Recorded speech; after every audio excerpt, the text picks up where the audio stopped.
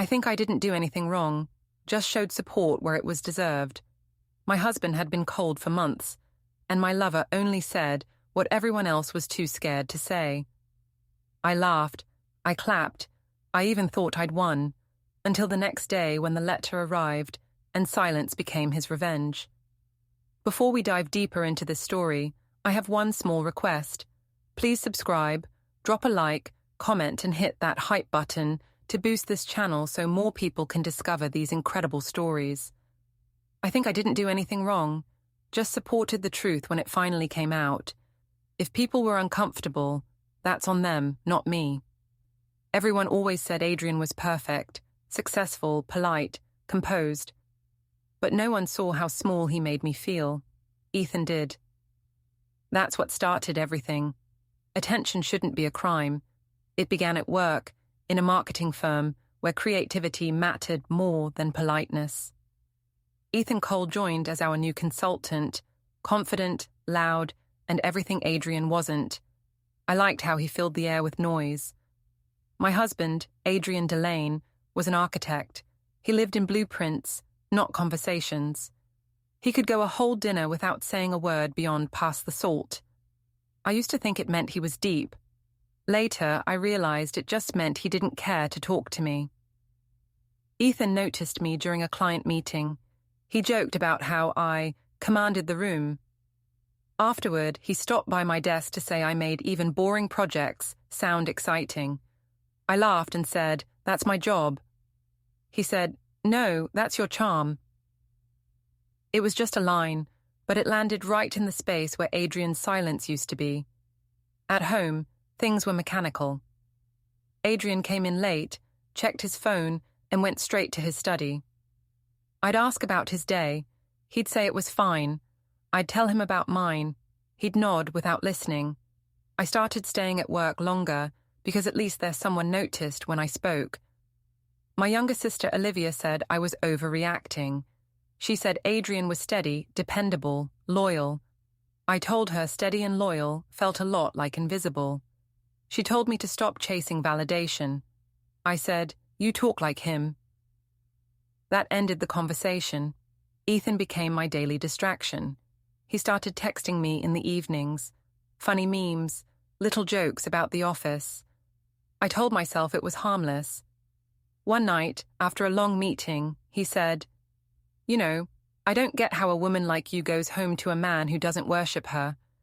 I said, "He's just quiet." He said, "No, he's empty." I laughed, but my hands were shaking when I typed back. I tried telling Adrian once that I felt unseen. He said, "You're not unseen. I'm just tired." I said, "You're always tired." He said, "You're always dramatic." I said, "And you're always cold." He stood there for a moment and said, "Maybe silence is safer than saying what I really think." Then he walked out. I spent the night replaying those words, wondering what he thought he was protecting me from. At work, Ethan started visiting my office more often. He'd bring coffee, lean against my desk, and ask about my marriage like he was doing research. He said, "He's lucky you're patient." I said, "He doesn't see it that way." He said, "Then maybe you're wasting patience on the wrong person." I didn't answer, but I smiled. He took that as permission. We started having lunch together, just the two of us. I told him about Adrian's silences, the dinners eaten in separate rooms, how I felt like furniture in my own home. Ethan said, "You deserve to be the loudest thing in someone's life." It was such a stupid line, but I believed it. At home, Adrian noticed I was dressing differently, wearing perfume again. He didn't comment, not even once. I tried to provoke him by saying, "People at work say I seem happier lately." He said, "That's good." I said, "You don't even ask why." He said, "If it's good, I don't need to." His indifference felt like a challenge I had to win. The next Friday, Ethan invited me to a small after-work gathering at a rooftop bar. He said, "Bring your husband if you want. It'll make things interesting." I laughed, assuming he was joking. That night, when I told Adrian about it, he said, "I don't like those work parties." I said, You never like anything social. He said, because social usually means you pretending to be someone else. I said, maybe I like that version of me better. He said, that's the problem. At the bar, Ethan introduced me to everyone as the genius behind the campaigns. I glowed. People laughed at my jokes, asked my opinions. I hadn't felt that kind of warmth in years. Adrian texted once. When will you be home? I replied, later. I didn't specify how much later. When I finally did get home, Adrian was still awake. He asked if I'd had fun. I said yes. He said, did you get what you needed? I said, meaning what? He said, meaning whatever it is you keep searching for out there. I told him he was trying to make me feel guilty. He said, I'm just asking if it was worth it. I said, it's not cheating to laugh. He said, it depends on who you're laughing with. Then he went upstairs. I told Ethan about it the next day, pretending to be annoyed but secretly thrilled by the tension. He said, sounds like jealousy. I said, he's too proud to be jealous. He said, then let's give him a reason. I told him not to be ridiculous. He said, I'm just saying, some people only learn when they're embarrassed. The thought stuck with me.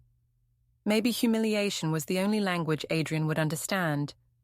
Maybe if someone else showed him what it felt like to be ignored, he'd finally wake up. That weekend, we had dinner with Adrian's mother, Helen. She asked why he looked so tired. He said, long week. She looked at me and said, you've been out a lot lately. I smiled and said, networking. She said, that's what people call it now. Adrian didn't defend me. He didn't say a word. When we got home, I told him his mother was rude. He said, she just sees more clearly than most. I said, so you agree with her? He said, I didn't say that. I said, you didn't say anything at all. He said, that's usually safer. I didn't sleep that night. I kept thinking of Ethan's voice. Some people only learn when they're embarrassed. Maybe that was the answer. Maybe silence needed a stage to break it. By Monday morning, I'd made up my mind. There was a team dinner coming up, the one Ethan was organizing. He told me to bring Adrian, so everyone could finally meet the mysterious husband. I said I would. This time, I'd make sure Adrian noticed me, one way or another. The night of the team dinner arrived faster than I expected. I told Adrian 2 days before, casually, like it wasn't important. He was in the middle of sketching something in his notebook when I said, we're invited to a dinner on Friday, Ethan's team thing. You should come. He didn't look up at first. Then he said, should? I said, it would be nice. He said, you mean it would look nice? I laughed and told him he was paranoid. He didn't argue, just nodded once and said, then I'll be there. I didn't expect him to actually show. He hated public events, especially ones full of loud people like Ethan. On Friday, I dressed carefully. Black dress, red lipstick, something bold. When I came downstairs, Adrian was already waiting by the door, wearing a dark suit. He looked better than I remembered, and for a brief moment, I regretted everything. Then I thought about how he'd sat silent through all my efforts for years, and the regret passed. Ethan picked the restaurant, a sleek place downtown with glass walls and too many mirrors. When we walked in, he waved across the room, loud as always. Iris, he called, finally, the star of the campaign. Everyone turned to look. Adrian followed quietly behind me. Ethan extended a hand to him and said, you must be the lucky man. Adrian shook his hand and said, lucky is one word for it. His tone was unreadable, polite to the point of cruelty. Dinner started pleasantly enough. The table was long and full of people I barely knew. Ethan dominated the conversation, telling jokes, teasing co-workers, praising me for saving the campaign from disaster. I laughed, partly because it was true, mostly because I liked the attention. Adrian sat beside me, silent as usual, eating slowly, listening to everything. I pretended not to notice his quiet. At one point, Ethan leaned over and said loudly, "I don't know how you keep up with her, man. Iris runs circles around all of us." Everyone laughed. Adrian smiled faintly and said, "She's always been good at running." There was an edge to it, but no one caught it except me. The more the wine flowed, the bolder Ethan became. He started telling stories about work, how I handled clients like a queen, how I made every man in the office nervous. Someone said I must have a secret weapon. Ethan said, confidence, and maybe those eyes. The table roared with laughter. I smiled even though my face felt hot. Adrian didn't laugh. He placed his fork down neatly and sipped his water. Olivia was there too, invited by one of the designers. She sat a few seats away, watching me with that mixture of pity and warning she'd worn for months. I ignored her. This was my night. I was tired of apologizing for being interesting. Then Ethan crossed a line. He said, "You know, Adrian, we were just talking earlier about how hard it must be to be married to someone like Iris. All that energy, all that attention, most men couldn't handle it." I laughed because that's what people expected me to do. But then he added, "Don't worry though, she's got enough fans to make up for it." The table went quiet, the kind of silence that falls right before something shatters. I should have stopped it there. I should have said it was a joke gone too far.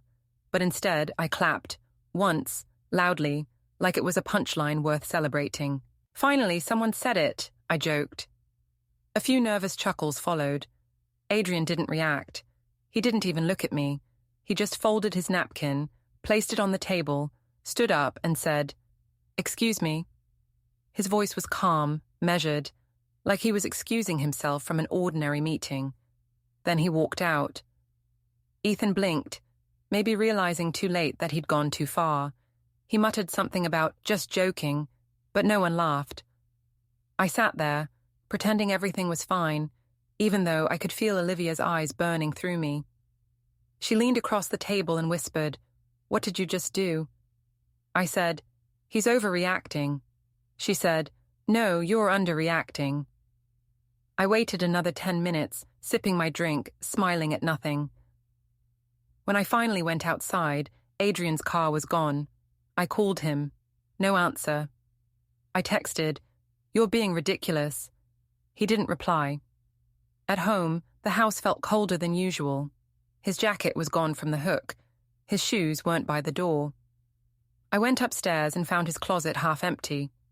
The toothbrush, the razor, gone. My chest tightened, but I told myself it was temporary. He'd come back after cooling off.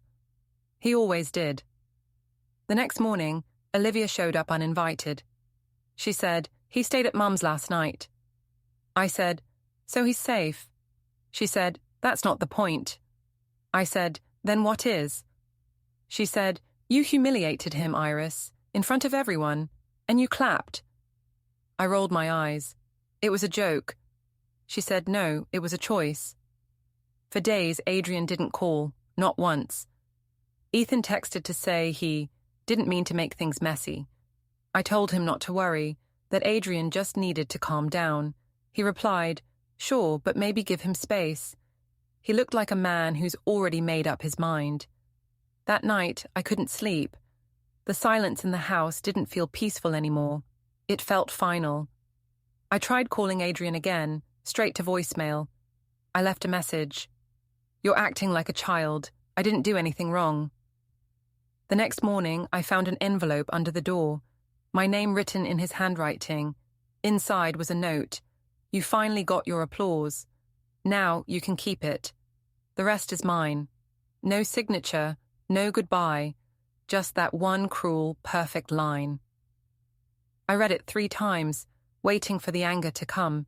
Instead, I laughed. I told myself it was dramatic, that he'd be back once the show was over. But somewhere underneath the laughter, something cold was growing. It wasn't guilt, it was fear. Fear that maybe, for once, he wasn't bluffing. The first week without Adrian felt unreal. The house looked the same, but everything in it had lost meaning. His shoes were gone, his books missing from the shelf, but his scent still lingered faintly in the hallway. I told myself he'd cool off, that he was just proving a point, but deep down I knew something had shifted. His silence wasn't avoidance anymore, it was strategy. Olivia stopped by one morning. She said, "You look awful." I told her to mind her own business. She asked if Adrian had called. I said, "He's acting like a child." She said, "He's acting like a man who's finally done." That word, done, sat between us like a verdict. At work, Ethan avoided me. He was suddenly too busy for lunch, too polite in meetings. When I confronted him, he said, "You told me to back off." I said, "I told you to let things calm down." He said, "Then let them." His tone had changed, measured, cautious, as if I'd become a liability. It made my stomach twist. 3 days later, a courier arrived at the office with a thick envelope. The receptionist looked uncomfortable as she handed it to me. Inside were legal documents, notice of separation proceedings. My name printed in black ink, cold and final. Attached was a typed letter from Adrian's lawyer, Daniel Wu. Our client requests no further personal contact pending mediation. I reread the line several times. Our client. He wasn't my husband anymore. He was a client. I went straight to Olivia's apartment, waving the papers. I said, "Can you believe this? He's suing me." She said, "It's not a lawsuit, it's protection." I said, "From what?" She said, "From you." That night, I called Adrian anyway, straight to voicemail. I left a message saying we could fix things, that it didn't have to go this far. No response. I tried again the next day. Nothing. By the third call, his number went straight to "no longer in service." I felt the air leave my chest. I drove to his mother's house. Helen opened the door before I even knocked twice. She looked me up and down like I was something dragged in by the rain. I said, "I just need to talk to him." She said, "He doesn't live here anymore." I said, "Where is he?" She said, "Somewhere peaceful, somewhere you can't follow." I told her she was cruel. She said, "Cruelty is clapping while your husband is humiliated in front of strangers." I said, "It was a joke." She said, "No, it was pride." Then she closed the door. When I got back home, the mailbox was full of letters, bills, statements, all addressed to me alone. The joint account was frozen. I called the bank, demanding to know why. The representative said, "Per the legal order, your access is suspended until review." I felt my voice shake as I said, "He can't do that." The woman said, "He already did." I threw my phone across the room, then picked it up again, desperate for someone to blame. I called Ethan. This time he answered. I said, "You started this." He said, "No, you did when you clapped." I said, "You said he needed to be put in his place." He said, "I didn't say ruin your marriage." I asked if he even cared. He said, "Honestly, Iris, I'm trying to keep my job." Then he hung up. For the first time in months, I felt completely alone. Days turned into weeks. Adrian didn't come for his things. He'd already taken what mattered. The rest, clothes, photos, books, felt like leftovers. I tried to act unfazed, posting pictures of myself at cafes, captions like "moving on gracefully." People commented supportive emojis, but I could feel the whisper behind them, pity disguised as encouragement. Then, one afternoon, I got a call from Daniel Wu's office, asking if I could attend a preliminary meeting. I said, "I have nothing to say." The assistant replied, "Then the court will speak for you." I went anyway. The office was glassy and cold. Adrian sat across the table, calm as ever. He didn't look at me, just at the folder in front of him. Daniel Wu greeted me politely, then explained the process. Asset division, custody for Liam, communication through counsel. I said, "This is insane." Adrian finally spoke. "You made it public. I'm just making it legal." I tried to argue. I said, "I never cheated." He said, "That's not the point." I said, "Then what is?" He said, "Respect." His tone was flat, almost gentle, but it hit harder than any shouting could.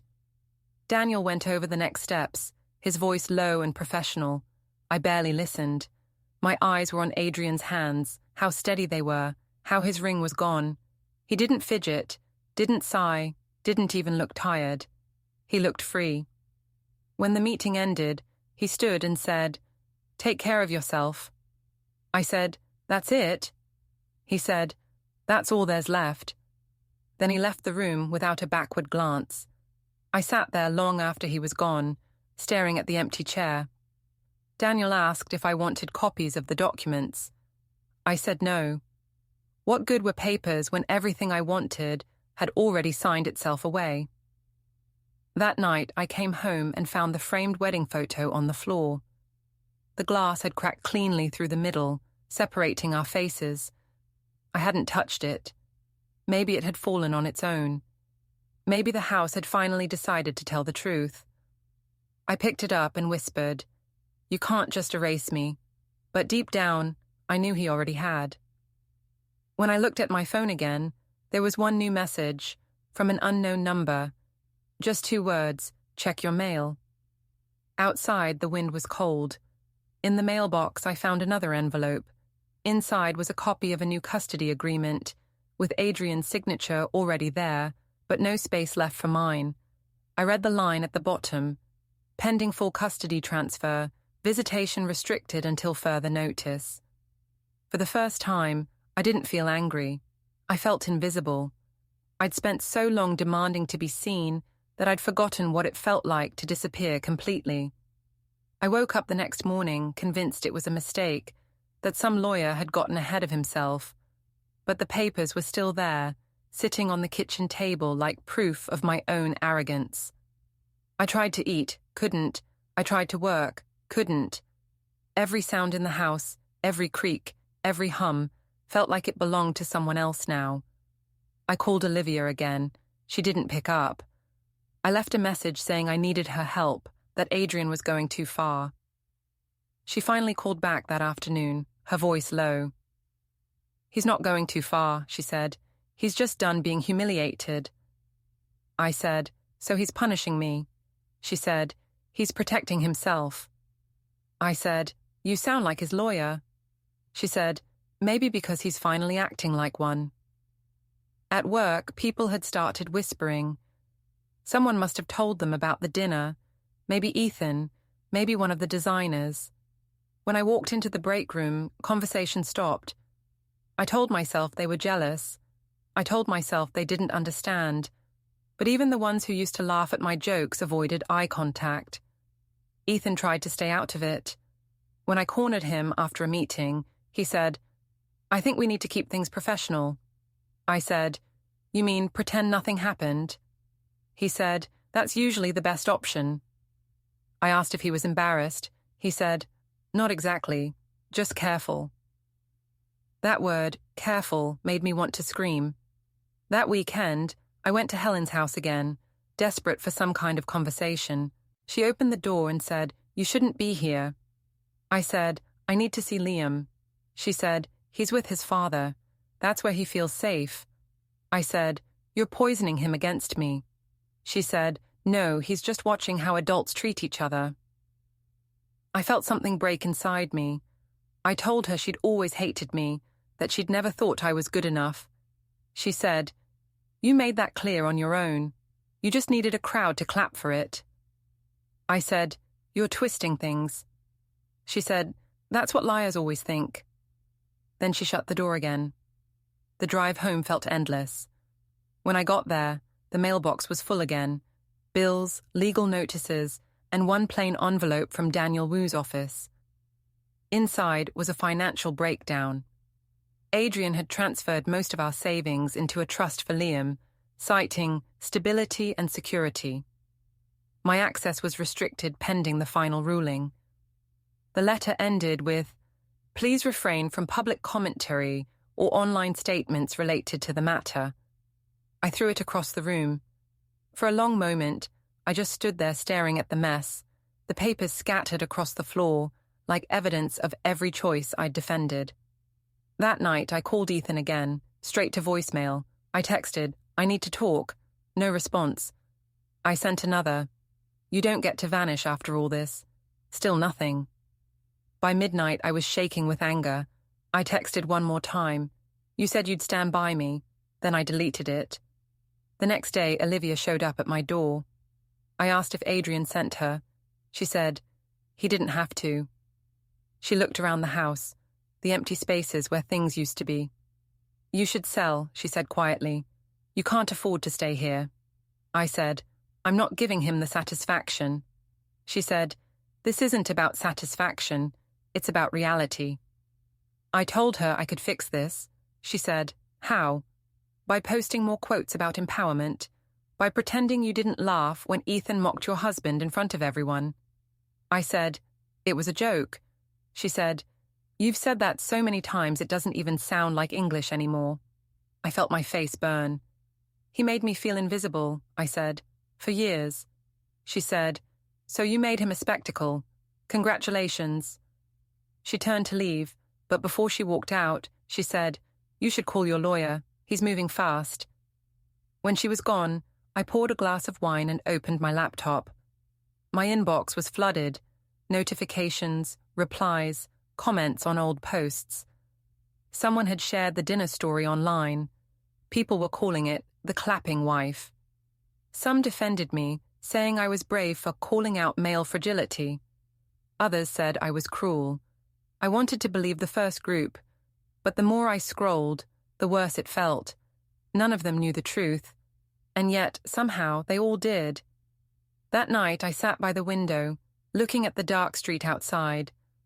Across town, Adrian was probably tucking Liam into bed, maybe reading the same story he used to read when we were still us. The thought made me furious and hollow all at once. 2 days later, another envelope arrived. This one marked notice of hearing, custody and asset division. Inside was a short note from Adrian, handwritten but cold. Please attend. It's time to stop pretending. I stared at the words until they blurred. Then I tore the letter in half and threw it away. But it didn't matter. The date was already carved into my mind. At work, the HR manager called me in. She said, there's concern about the ongoing public discussion of your personal matters. I said, that's none of the company's business. She said, when it involves clients, it is. I asked what she meant. She said, Ethan requested reassignment to avoid conflict of interest. For a moment, I couldn't breathe. Even Ethan had found a way to rewrite the story so he came out clean. That evening, I sat on the floor surrounded by papers and wine glasses. I tried to tell myself I still had a chance to fix things, that Adrian's calmness was temporary. But the truth kept slipping in through the cracks. His silence wasn't anger anymore. It was closure. Before bed, I checked my phone one last time.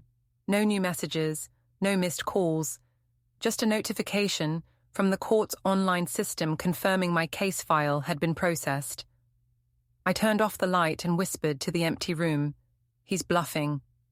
But even as I said it, I didn't believe myself. The quiet was too complete, too deliberate. For the first time, it felt like the silence was his final word, and it was louder than anything I'd ever said. The day of the hearing arrived grey and cold. I hadn't slept. My clothes felt too tight, my reflection too sharp. When I walked into the courthouse, I saw Adrian already there, standing with Daniel Wu.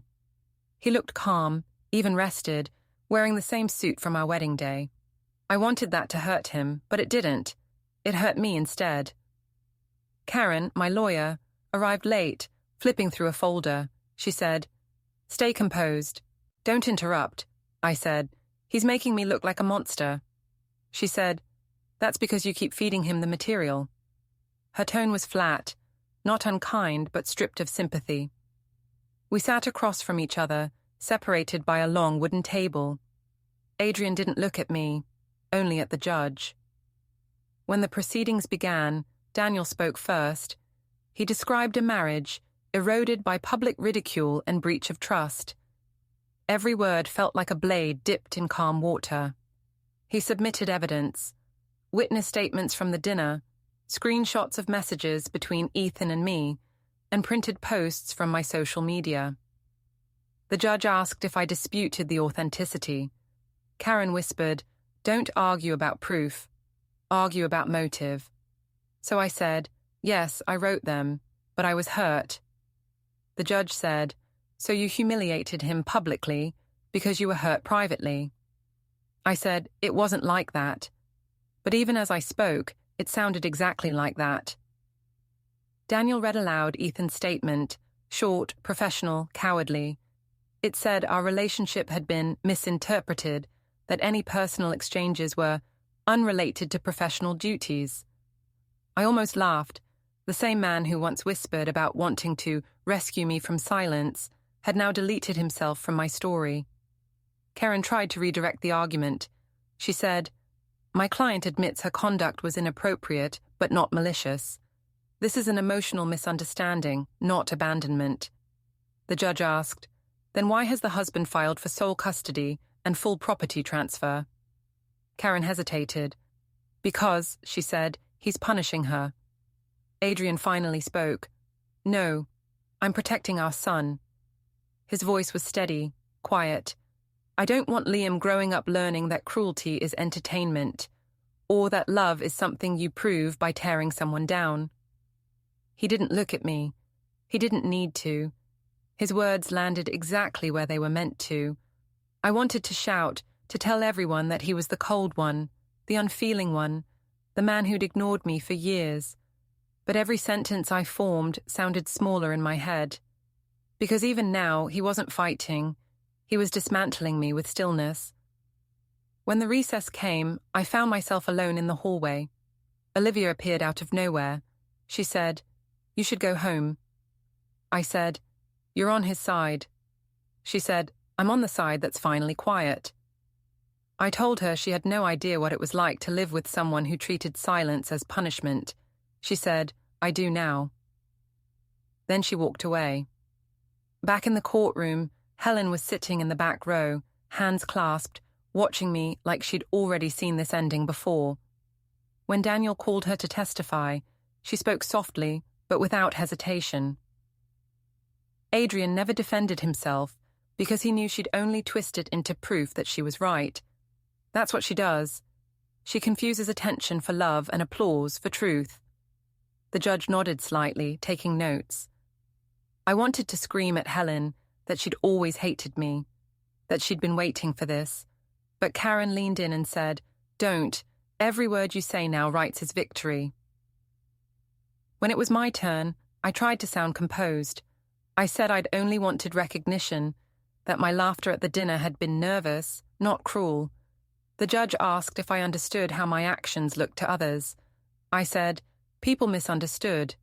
She said, "Or they saw clearly." By the time the session ended, I already knew the outcome. The details didn't matter.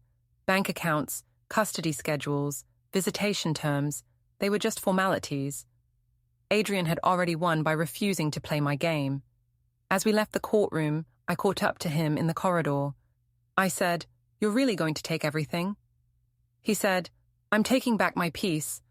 I said, "You don't get to rewrite history." He said, "History isn't written by the loudest voice.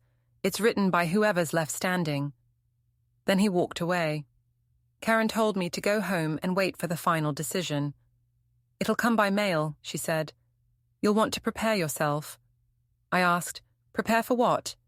She said, "For silence. That's what comes next." On the drive home, I couldn't stop thinking about the night at the restaurant. The way Ethan laughed, the way I clapped, the way Adrian's eyes had dimmed without anger, without words. I had thought silence meant weakness. Now I understood it was judgment. That evening, I poured another glass of wine and opened my laptop. Every article about the case, every comment, every hashtag, it all blurred into one message. He handled it with grace. She fell apart in public. I closed the screen and sat there in the dim light, realizing that the one thing I'd always wanted, attention, had finally turned into evidence against me. The doorbell rang just before midnight. Another courier. Another envelope. I didn't open it right away. I already knew what was inside. The sound of paper tearing was the sound of finality. The first page read, Preliminary ruling. Custody to the petitioner. Full transfer of primary residence. Asset separation confirmed. I stopped reading there. The rest didn't matter. The only thing left in my name was the echo of my own applause. For the first time, I didn't feel righteous. I felt erased. And I wondered if that was what Adrian had wanted all along, to teach me that silence, once weaponized, doesn't shout back. It simply outlasts you. The final judgment arrived a week later in a thick white envelope. No return address, no warning. I let it sit on the counter for hours. I knew what it said before I even tore it open, but seeing the words in print still felt like a punch. Custody granted to petitioner. Residence awarded to petitioner. Visitation subject to review. Everything I'd once called mine was now legally his. Even my son had been folded into a paragraph of tidy language. Karen called that afternoon, her voice careful. She said, "It's finalized. There's nothing more to contest." I asked if Adrian had said anything. She said he didn't need to. I hung up before she could say more. The house felt foreign now, his mug on the shelf, his handwriting on the old grocery list still stuck to the fridge. I sat at the table with the papers spread out in front of me, pretending to study them like they were a project I could still edit. But no matter how many times I read the lines, the result didn't change. He'd won without shouting, without threats, without a single cruel word. Olivia came by the next day. She brought coffee but didn't sit down. She said, "He came to pick up the last of his things. He didn't want to bother you." I said, "He could have called." She said, "He doesn't call anymore." I asked how Liam was. She said, "Quiet, happier." I said, "That's impossible." She said, "Maybe it's just peace." When she left, I sat staring at the wall for a long time. The silence I used to crave was unbearable now. It wasn't freedom, it was exile. Later that evening, I decided to see for myself. I drove to Adrian's new place on the edge of town. The lights were on, the curtains open. Through the window, I saw Liam sitting at the table doing homework while Adrian washed dishes. The scene was so ordinary it made my throat close. I'd always accused Adrian of not feeling enough, but maybe the truth was simpler. He just didn't perform it. He didn't need applause to be real. I didn't knock. I couldn't. I just sat in the car until the lights went out, then drove home. When I got back, another envelope was waiting on the doorstep. I thought it was another bill, but inside was a single note in Adrian's handwriting. "Please use the mediation center for any communication. Do not contact me directly. I wish you peace." That was all. I laughed at the irony. Peace was what I'd demanded all along, and now it was the only thing he would give me. That night, I poured wine into a glass and sat by the window. The city outside was quiet, the same kind of quiet that used to comfort me. Now it felt like a verdict. I opened my phone and scrolled through old messages, the ones I'd sent Adrian months ago, the ones he'd never answered. "You're overreacting. You're cold. You'll come back." Each one sounded smaller than the last, like echoes from someone who'd mistaken noise for power. A notification popped up from social media. Someone had tagged me in a comment under an article titled, "When Humiliation Ends a Marriage." I didn't click it. I didn't have to. I already knew how people told the story. The quiet husband, the arrogant wife, the dinner, the applause. And somewhere between those details, they'd turned me into a lesson. It should have made me furious. Instead, I just felt hollow. Because they weren't wrong. I went upstairs and stood in the doorway of what used to be Liam's room. The walls were bare now, the posters gone. The small indent in the carpet where his bed had been was still visible, like a ghost of his weight. I sat on the floor and whispered, "He'll come back." But I knew he wouldn't, not until he was old enough to decide for himself what kind of person his mother really was. Downstairs, the clock ticked past midnight. The house didn't creak anymore. Even it seemed done with me. I gathered the court papers, folded them neatly, and placed them in a drawer beside the wine glass. For a long moment, I thought about writing Adrian a letter. Something raw, something that would make him remember the version of me he once loved. But then I remembered the look on his face that night at the restaurant. Calm, finished, untouchable. There was nothing left to say that wouldn't make things worse. So I didn't write. I didn't speak. I just sat there in the silence I had created and realized it no longer belonged to me. It belonged to him. And that was how it ended. Not with shouting, not with tears, but with quiet so complete that even my thoughts started to whisper. Don't forget to hit like, subscribe, and turn on the bell so you don't miss the next story. Write in the comments from which city you are watching.